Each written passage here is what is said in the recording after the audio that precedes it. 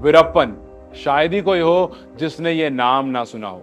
चंदन की तस्करी से अपराध की दुनिया में पैर रखने वाला ये अपराधी, इसका नाम सुनकर लोग सिहर जाते थे।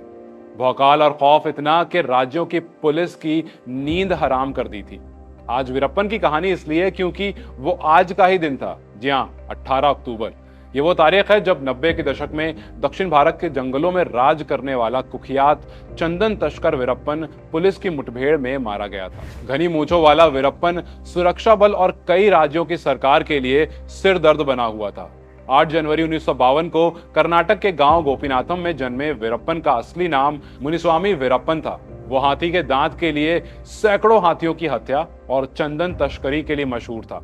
उस पर करीब 150 से ज्यादा लोगों की हत्या करने का आरोप था।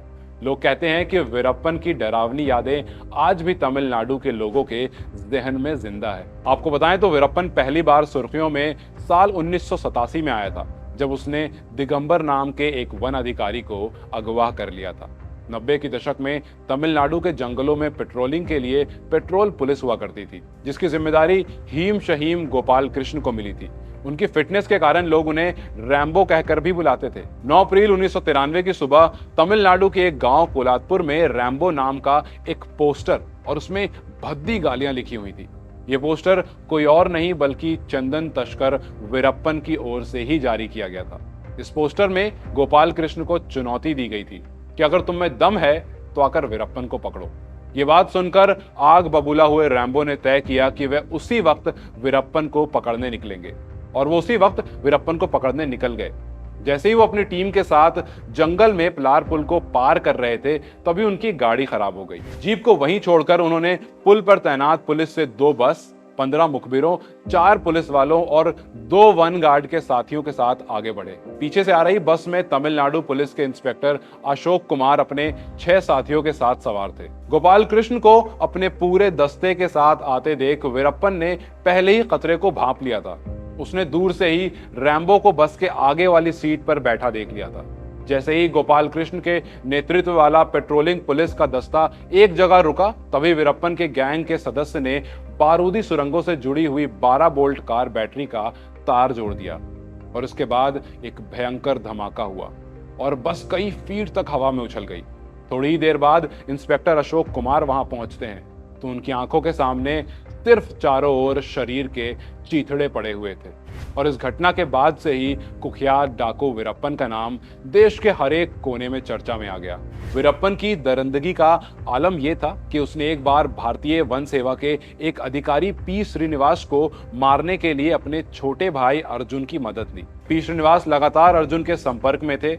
अर्जुन ने श्रीनिवास को बताया कि वीरप्पन सरेंडर करना चाहता है, लेकिन असल में श्रीनिवास को मारने के लिए वो वीरप्पन के द्वारा बिछाया हुआ एक जाल था। श्रीनिवास अपने कुछ साथियों के साथ नाम दिल्ली की तरफ वीरप्पन का सरेंडर लेने के लिए रवाना हुए, लेकिन इस दौरान श्रीनिवास ने महसूस ही नहीं किया कि उसके पीछे से एक एक करके उसके सभी साथी गायब हो चुके हैं। और तभी आगे लंबी लंबी मूंछों वाला एक शख्स हाथ में राइफल लिए झाड़ियों से निकलकर बाहर आता है और जोर जोर से हंस रहा था।